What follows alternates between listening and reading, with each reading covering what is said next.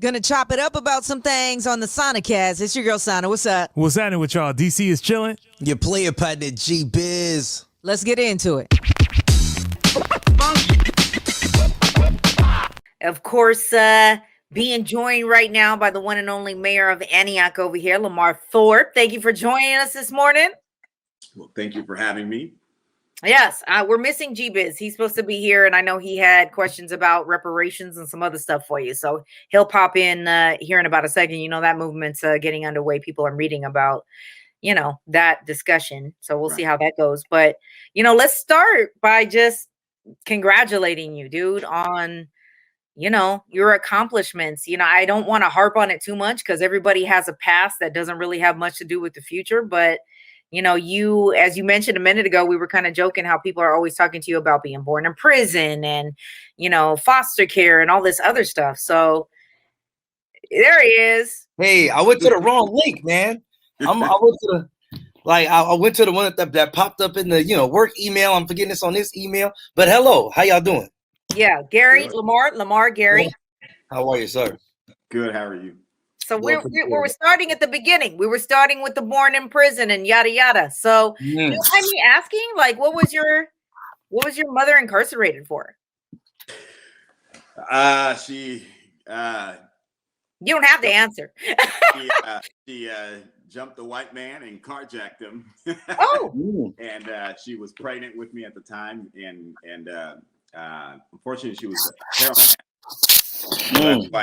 That's why she did what she did, and so yeah, that's how she ended up in prison. But that was most of her life. She was in and out of prison, and so I always thought I was born at County Hospital, General Hospital in Los Angeles. But when I met my mother for the first time in my life, when I was 22, yeah, she told me, "No, you were actually born in the prison," because they were wheeling her or taking her to the trying to take her to the hospital, but she said you were coming and you were determined to get here. Wow. That in itself is an amazing story, man. So coming from that background and also knowing the history of your family, do you think that that's kind of what made you want to get into like politics and understanding more just around like, you know, maybe law and things like that? Growing up in East LA is what got me involved in politics, activism, without even knowing that I was an activist. But what shaped my politics today is it was, you know, meeting my mom the same way she left me, and that was in prison, and better understanding the experiences of Black. I wasn't really Black when I first met her. I always considered myself just Mexican, and I always had a hard time relating to Black people. I grew up in East LA, and so I just didn't know about that. And so, you know, it's fascinating to be on an R&B and hip hop show. R&B or hip hop. So that shaped my academic background. So I have degrees in sociology and women's studies, and that has shaped my activism in politics. And so a lot of my focus has always been around women, and in particularly women of color. Nice. So you're Mexican also, or no? I am Mexican, yes. Okay. I see you, mi gente. Hey. Can you do a grito, though? Can I what? Can you do a grito? You're from LA. You got it. Hey. He said, there it is. Yeah, my parents are from Mexico. My mom's from Guadalajara and my dad's from Juarez, Chihuahua, and so they came here, obviously immigrated to this country, met here, and became foster parents. And so I was their first foster child. That was their first. Okay. So yeah, my first language is Spanish. Wow. You know what? God bless my mother, Bernadine. May she rest in peace. She spoke fluently, right? So did my father. She's from Aguascalientes in Mexico. Oh. Yeah. She's no longer with us, but she thought it was going to be easier for me entering the school system to speak English primarily. So I could only really pick up like when she was cussing out my dad, pinche, blah, blah, blah, whatever. We know all those words. Right. I know those words. Cabrona. You know, I know all those words. And I tried to pick up stuff here and there. And I took obviously Spanish, you know, in high school and college or whatever I needed. But Yeah, I'm not fluent, unfortunately. I try. I think I understand it more than I can speak it, because I'm almost embarrassed, because I don't want to get, the tenses wrong or whatever and embarrass anybody around me. They're like, she's a whack ass Mexican. Jesus. So I just kind of avoid it altogether. But that's dope to find out, man. And then, graduating high school, I saw something about some difficulties there. And then just now, leading a city, which is a pretty incredible story altogether. So congratulations. Well, thank you. Yeah. I know Biz had some questions for you. I obviously, just want to talk about what's going on in the Bay Area with COVID. I'm not quite sure how your guys' numbers are right now. You're looking good, right? The county's looking good. All of California, 70% of Californians, adults have been have been vaccinated. So that's good news for all of us. Right. In East Contra Costa County, where I'm at, the numbers are good. Asian Americans are like at 80-something% vaccination rate. Ooh. Latinos are at 68%. Whites are at 62%. But African Americans are at 51%. And so we still have a lot of work to do to get African Americans vaccinated, and for no other reason other than, there's just mistrust. And so we all know about the experiments. We all know about the history. I mean, we're at 100 years of the Tulsa, Oklahoma massacre. Right. Constantly African Americans are being massacred, whether digitally or physically. And so there's just mistrust and misgivings among government. Yeah, I mean, I certainly know that's been a lot of people that I know in the community has been that. It's been that's that reluctance to even trust it. But I mean, y'all run around and put everything in your body on the weekend if you want to. Could it be worse than Hennessy? No, I'm just kidding. I'm kidding. I'm totally. It's people. Trust me. How many people Sana? Drink the shot. What's in it? Don't matter. Quick. Think of it like that. Take the shot, baby. Take the shot. So what are you guys kind of doing? Do you have a campaign going specifically for Antioch or anything to encourage the African American community to just get it? Because I personally, I don't know if you ever listened to the show, but I completely shared a story about how my brother was, in the hospital for 3 months on a ventilator and finally made it out of there. Thank God. He was one of the very, very, very lucky ones. And he actually was able to go out to dinner with his friends the other night, which was, oh my God, from the moment that I had to call 911 for the police to get into his apartment to just that day of him being able to go back out again. It was such a journey. It was a roller coaster ride of emotions from he's going to die today. He's going to live today. He's going to die today. He's going to live today. And I would never want anybody to go through that. And essentially the vaccine, for everybody who's tuned in, is to keep you out of the hospital. Right.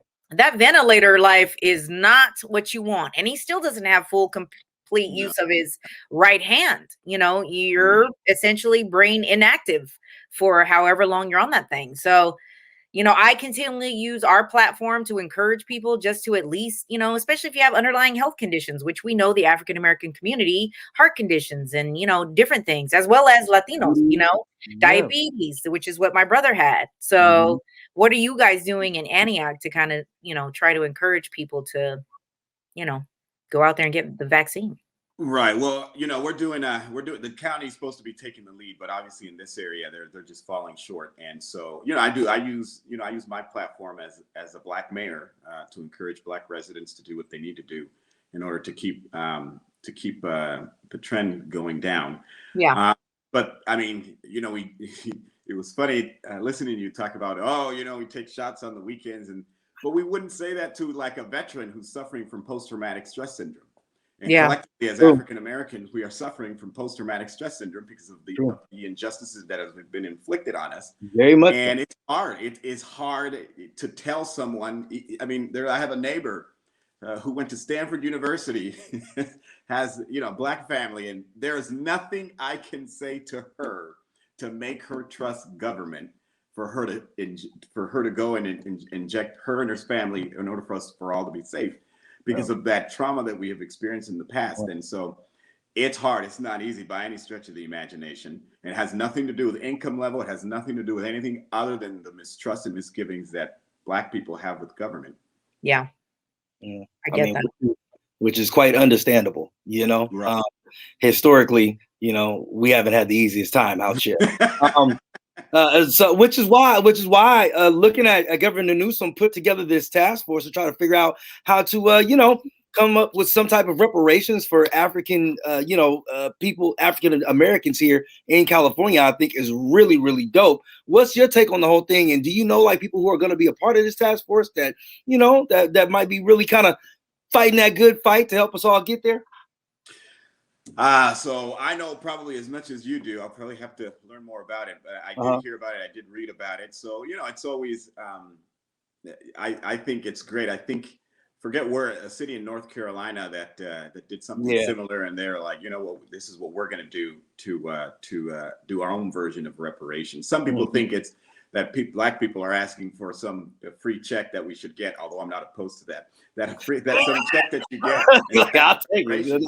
But for others, it may be just equitable education. It may be I'm mayor of the fastest and largest growing cities in Eastern Contra Costa, and one of the fastest growing in the Bay Area. And we have 2 zip codes. The best reparations you can give my city is stop applying these myths to our city. We live in this. We have one of our 2 zip codes is the second wealthiest in East County, where the majority of Black people live. And yet we talk about Antioch, and in particular this area, as if it's everybody who's Black got a one-way ticket on Section 8 to Antioch. Damn. And we brought all the problems and all of the gun violence and all of this other stuff and the over-representation of Blacks in Antioch throughout Bay Area media. That's the best reparations you can give my community, is talk about the truth and stop devaluing the wealth that we have brought to Eastern Contra Costa. Right. I mean, we wouldn't be mad at a little bit of land too. You know what I'm saying? I wouldn't be mad at land. That's been missing for centuries. That's right. There's a lot that we've been owed. Let's not talk about land, okay? Califas, Aslan. So y'all gonna have to ask me for the land, and I'll give you a little piece of it. You know what I'm saying? Just a portion, yo. San Francisco, you know what I mean? But they stole the land from the natives. Exactly. Right. You just talked about gun violence, and boy, with the VTA situation hitting it's the way that it did, and nobody lies when they say you see these things on the news, whether they happen on the East Coast or the Midwest or, down South or whatever. But then when they hit here and people like Biz was talking to one of his friends who apparently works there, but wasn't there that day or was outside of the premises or whatever, and heard the whole thing transpire on his 2-way. And, we continue to urge people to check in on their mental health. Like on the show, we're always saying, please check on your people, because they could be smiling today in your face, but have something really going on. And it just takes that extra extended, are you sure you're good? Do you want to talk? Or, if, some of these women who are reporting now that this Samuel person had an artillery of weapons, it's like, and I know that people, like I said today on the show, that people stocked up when the pandemic kicked off for whatever reason. I don't know if they thought we were going into a zombie apocalypse or, with the way that people were hoarding and like break-ins were happening when people were losing their jobs, that maybe they feared they had to protect their property or whatever the case may be. But you don't need 14, AKs or whatever. I honestly don't even believe in guns. And I'm a single mother by myself, but at the same time, it's like, these people are out there and we don't know what's going to set them off and we don't know what's going on. But what we can do is regulate what's going on with these firearms. So I don't, and this stuff gets sold on the street too. But what are your opinions about what we can do moving forward? I know people are urging Newsom to try to say something or do something about it. And all the governors are trying to figure it out. Yeah, when I was in high school, Columbine happened. That was the first kind of school shooting when I was, and then they just continued after that. Right. And then when I got to college, I was a student president at George Washington University, and we had to do a visual for Virginia Tech. That was another shooting that we had to live through. Right. And it's just constant shootings. But I just have to say, I agree with the mental health. That's critically important. But outside of the mass shootings, gun violence is happening every single day. every day. People experience gun violence in the worst and most horrific ways every single day that we don't necessarily always talk about. And in those communities, we normalize it. It's normal for your friend who's 17 not to come back to school one day because he's been shot. That's a problem. And as if that doesn't have a mental health or catastrophic, isn't a catastrophic event for that community and the surrounding area. And so gun violence is people have been stocking up since President Obama was elected president. True. People were stocking up yet during COVID. Gun violence seemed to subside when we in fact did have an assault weapons ban under President Clinton, when we had all these different restrictions, and then President Bush came along and they undid all, and the Republicans came and undid all of that. And then everybody's scratching their heads wondering, why are people killing each other like we're in a war zone? But it is in fact true that there is a proliferation of guns in our country. There is no amount of mental health services that will ever subside that unless we deal with what you just described, which is the policy surrounding guns. And, I served for 8 years in the United States Navy. I believe in all of our rights. I believe in all of them. But even as a member of the U.S. Armed Forces, I just didn't have easy access to guns 24 hours a day, the way way average Americans do. Right. It's just ridiculous. Yeah. And I mean, you look at states like Texas now, they, everybody can walk around with a pistol. You don't need a license. Yeah. And then mom shoots a 5-year-old kid. Right. Because untrained people with guns. And so now that is the second pandemic that we haven't really called a pandemic, but we have a public health pandemic around gun violence that we have to wrap our hands around. We lost a 12-year-old here in Antioch. She was a runaway from Oakland. We lost a 16-year-old. He was here from Pittsburgh. We lost an 18-year-old. She was here from Oakland. To gun violence just in the last couple of months. We had a shooting at our local Target. Two 18-year-olds went into Target and started shooting indiscriminately. So we had, between April and December of last year, we had a 48% increase of gun violence nationwide, not Antioch, not Bay, nationwide. And no one is taking it as serious as we took COVID, and yet we're losing so many people as a result of gun violence. Right. It was certainly heartbreaking, man, a couple of weeks ago, seeing what happened to those young girls who were just trying to celebrate, somebody's birthday, on that party bus, right.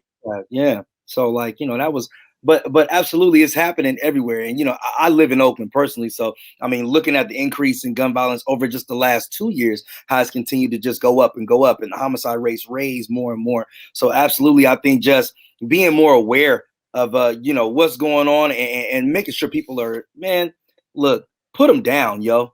Put them down. They're not going to, though. Yeah, I mean, and they're not going to. That's the sad thing, because you got too many ignorant people who can walk up into a Walmart, a gun shop, and buy whatever they want with no type of training and nothing like that, and they'll take it straight home. Hell, and if you get a rifle or a shotgun, you don't even have to wait 10 days to get your stuff back. You can take that straight to the house and start doing whatever you want to. Right. Yeah, so, I don't accessibility and then punishment. I hate to say it. Maybe I wouldn't feel that way if I was a person that felt I needed to carry a gun anywhere, or I was trigger happy and felt like I wanted to go do something. But I feel like if punishments were heavier, then maybe, because, people fear things, period. I don't care who you are, whether you fear God, you fear the police, you fear your mom. Fear is a factor in how people orchestrate themselves daily. Mm-hmm. So I know capital punishment, it ain't our thing, but sometimes I'm just like, dude, what are we going to do? Because it just continues to get worse. Yeah, but we tried these in the past, and locking people up didn't work. Well, I don't want to lock them up. Well, well, no, I hear what you're saying. I don't know how you take. That's me. Right. I don't know how you get someone who's demoralized and not valued in society, and try to convince them that killing somebody else when you have no worth for yourself is not the logical thing to do. Right. And where we see the most gun violence, where we see an indiscriminate amount of gun violence, is in communities that are underinvested, that we have effectively said, we're done with you, and we pretend to care about. And then we all, again, scratch our heads wondering, well, why is it, I don't understand. Why is it that this is happening? It's clear as day why this is happening. I mean, the young lady who was killed here in Antioch was a 12-year-old girl who ran away. Why would you need to run away? So, and then an 18-year-old who just walked into a house and killed her cold blood. There is no amount of consequences you can put on the books to have stopped him from doing what he was going to do. Right. Because there's no logic there. At that point, there is no, well, if I do this, I may end up doing this amount of time, or if I do that there is no logic in that. You're lost at that point. There's no value. You believe there's no value in your life. So why should you care? We put more money into building more prisons than we do investing in these young people. You know, I just had a conversation on the air today about how if things aren't unraveled early, then they end up here, you know, and it's like, you know, everything starts at home, whether you have none or you have a horrible one, an abusive one, whatever, it all kind of starts early. And if that process isn't dissected and dealt with, you know, to teach people morals and like consequences, or just, you know, something that's going to cause them to whatever. Right. Stability is important. I'm not going to sit here and you know, I'm very fortunate. I'm not like I am very fortunate. And when people hear I was raised in foster care, I think because they have ideas of what foster care is, bouncing around from home to home. Right. I was very fortunate to have parents. Very fortunate to have parents. They weren't my foster parents. They are my parents. Right. And we didn't have a lot. We didn't have a lot of money. We were working class people. Yeah. But we had stability. And so with that stability and those parents, you're able to have resilience in your life. And so I was able to overcome things. But imagine if I was the foster kid who was bounced around, constantly being re-traumatized. Right. God knows where my life would, God knows where I would be. I certainly wouldn't be the mayor of Antioch. Maybe I'd be, you know, locked up in Antioch. In the prison. I don't know. Right. So there's a lot to say about investing and stabilizing people's lives, particularly when they're experiencing the kinds of traumas that they experience. My mom was No, go ahead. I'm sorry. I was going to say my mom was in prison in and out most of her life. But when you start to dissect her life, as you were describing, she'd been molested as a little girl by her stepdad. She grew up in poverty. She grew up with an alcoholic mom. All of these different factors play into that. And so at some point, you know, beating up the white guy for his car because you want to sustain your heroin addiction, there's no logic in any of that. Right. There's no amount of consequences that would stop her from doing that. And on the other spectrum, you have these affluent families, and these spoiled ass freaking kids don't feel any consequences either, because daddy can just pay the judge off or whatever. You know, it just, I don't know. It's it's true. It's unfair. It is unfair. It's unfair. But let's talk about also what we're going through right now with this impending drought. And and the fires, like, have you heard the booms? It's like boom, boom, boom, like fireworks every day. And I'm like, here's another level of ignorance as we're talking about how the community, you know, and we need to, what are we going to fix as far as these people just wanting to see fireworks or hearing the booms or, like, you know, not thinking about the consequences. Did not everybody see the apocalyptic orange sky we had last year? Was I the only one who saw it? No, I saw it. I saw the smoke. I saw the show. Apocalypse. I saw it all. And I just don't understand. Like, and it's, I mean, thankfully we haven't had any humongous issues yet, but it's not even July. Like it's June 2nd. And it's like fireworks every single day. I'm just really worried. I'm worried because what did we lose? 10% of California last year? 10 to wildfires. And it's just, was it 10 or was it 4? I think it was 4 because 10 is a lot. I think it was 4. But still, it's, are you guys? Any bit is a lot. Right. Are you issuing, like, you know, water restrictions and like what's going to be done coming up for the holiday and all that stuff? We have started issuing just guidelines, so right now it's on a volunteer basis. And so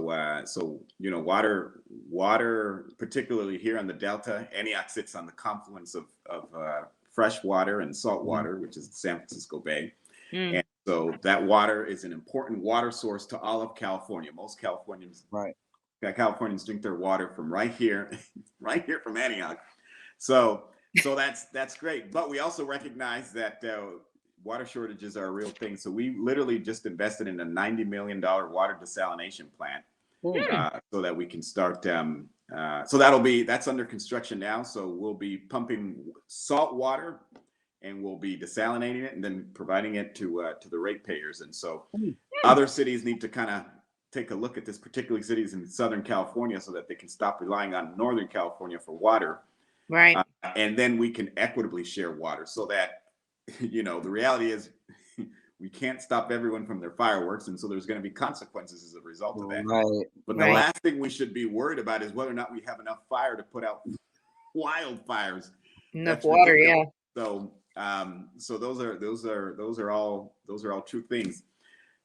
It is a dangerous time. It's not dangerous, but we should be concerned because we're coming out of the pandemic. People seem like they don't know how to act. They don't. Violence, the fireworks. We recently had a spur of sideshows in Antioch, which are dangerous. Not in Antioch, but in Eastern Contra Costa County. Yeah. So people are coming out, and they're coming out like they've never been outside before. Right. Yeah. Folks been so trapped in the house. Right. So they've been trapped in the house, and these young kids, they're anxious to be out there. I'm anxious. We're all anxious to be out there. So Right. we have to make sure we funnel all that energy into positive things. So we started a whole bunch of new youth programs here in Antioch. We're literally looking to acquire a property so that kids can ride their off-road bikes on that property instead of doing crazy things on the streets. So we're doing our best to kind of subside the wave of for lack of a better term, craziness that's coming. Right. And that includes, being proactive with our police department and making sure we're just diverting kids to a different path. But it's a wild time right now. It is by no stretch of the imagination is any of this normal. I mean, COVID wasn't normal. The recovery isn't going to be normal. Yeah, it's a whole lot happening, man. And just thinking about it, think about Antioch, it's a whole lot of dry grassland on them hills, man. Yep. The last thing we need is for some barbecue embers to slide on over, some fireworks to go ahead and hit the off-road or something like that. And, Lamar, I'm not going to say that I might have seen somebody selling fireworks off a Highway 4 somewhere, but I'm not going to tell you the X. I have no idea exactly what part of East Antioch that might be. But I will say this. I ain't saying nothing, but I will say this.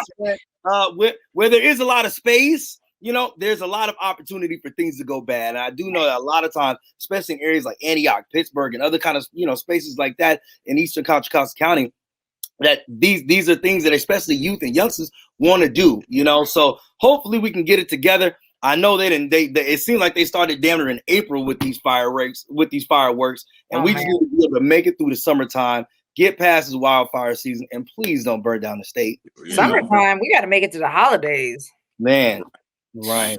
Oh, we are doing a fireworks show, so hopefully that. Oh, you are? Yes, we are. I can take okay. Keep it safe. Keep it safe. So we'll See give Lamar. people their show because they clearly want to.